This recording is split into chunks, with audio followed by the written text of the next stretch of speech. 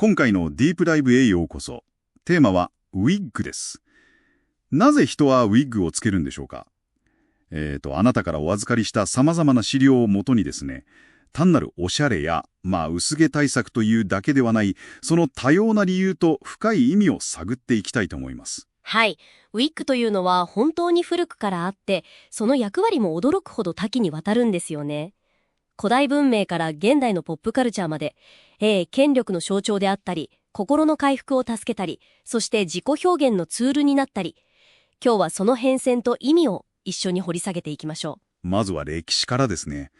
古代エジプト、資料を見ると強い日差しや、あと衛生面、頭を剃るのが一般的だったという背景から実用的なものだったと。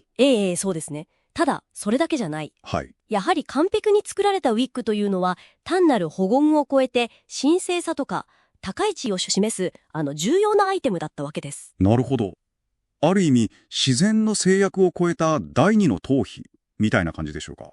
そういう捉え方もできるかもしれないですね。で、時代が下がって17世紀のヨーロッパ。ルイ14世とかの豪華なやつですね。そうです、そうです。あれも、もちろん権威の象徴ではあったんですが、実はその裏にはかなり深刻な衛生問題があったんです。衛生問題ですか。つまり、シラミです。シラミが蔓延していて、なので自発を襲って手入れしやすいウィッグをつけるというのが、実は有効な対策だったんですね。へえ、それはちょっと意外です。美意識と実用性がそこで結びついていたわけですか。そういうことになりますね。でも、その権威の象徴としてのウィッグも、時代が変わると意味合いが逆転します。フランス革命期ですね。資料にもありました。民衆が飢えている中で、そのウィッグの手入れに貴重な小麦粉を振りかけるというのは、まさに中体制の大敗とか浪費の象徴とみなされたわけです。だからウィッグを拒絶する、脱ぎ捨てるという行為自体が非常に強い政治的なメッセージになった。ファッションがこれほど直接的に政治と結びつくというのは面白い事例ですね。本当にそうですね。さて次に、現代におけるウィッグのまた別の重要な側面を見ていきましょうか。医療の分野です。はい。がん治療の副作用とか、脱毛症などで髪を失われた方にとっての医療用ウィッグですね。これは単に外見を補うというだけではなくてですね。やはり平常心を保つとか、プライバシーを守る上で非常に大きな心理的な支えになっている。その心理的な効果について、大阪大学とアデランスの共同研究がありましたね。世界で初めて医学データで示したと。はい、その通りです。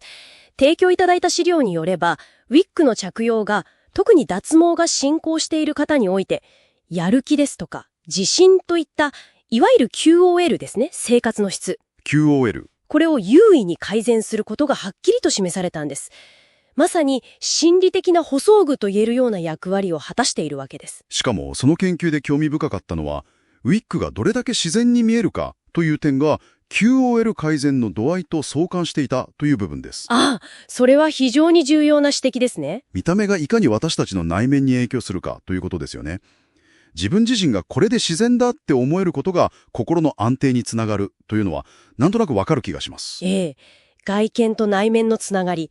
これは文化とか信仰におけるウィッグの役割にも通じるものがありますね。と言いますと、例えば、一部の超正統派ユダヤ教徒の既婚女性が着用するシェイテルというウィッグがあります。シェイテル。これは宗教的な慎みを示すために、自らの髪を隠すという目的があるんですが、同時に非常にファッショナブルに美しく見せるものでもあるんです。なるほど。隠すためでありながら見せるものでもある。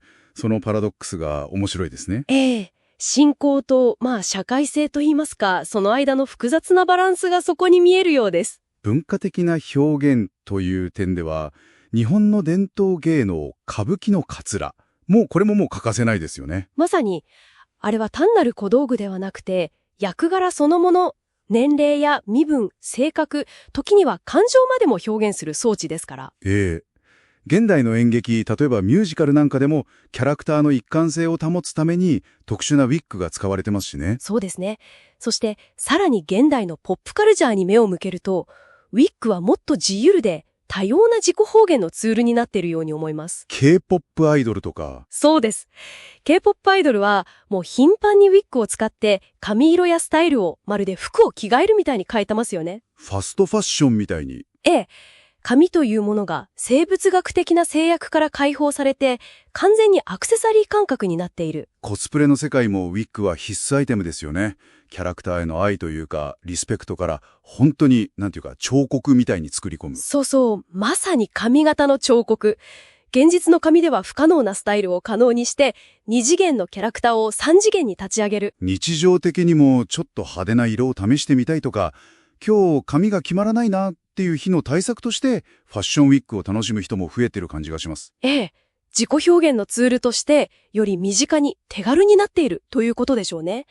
固定的なこれが自分というよりは、状況に応じていろんな自分を楽しみたいという感覚なのかもしれません。いやー、今回のディープダイブ、本当にウィッグをまとう理由の多様さが見えてきました。権力の誇示から衛生対策、政治的な表明、心のケア、信仰の実践、芸術的な変身、そして日々の自己表現まで、あなたからいただいた資料がその多面性を本当に見事に浮かび上がらせてくれました。そうですね。ウィッグというのは単なる頭の装飾品ではなくて、時代や文化を映し出しながら、人々が自分自身をどう形作り、世界とどう関わってきたかを物語る、非常に奥行きのある文化的オブジェと言えるのではないでしょうか。ええ。そこには人間のアイデンティティとは何かという普遍的な問いが隠されているようにも思いますね。最後に、あなた自身に問いかけてみてほしいんです。もし、ウィッグで外見を自由自在に変えられるとしたら、それは本当の自分を隠すことだと思いますか？それとも、むしろまだ知らない多様な自分を発見して、より豊かに表現する可能性を開くものだと考えますか？この問いを今日のディープダイブの締めくくりとしたいと思います。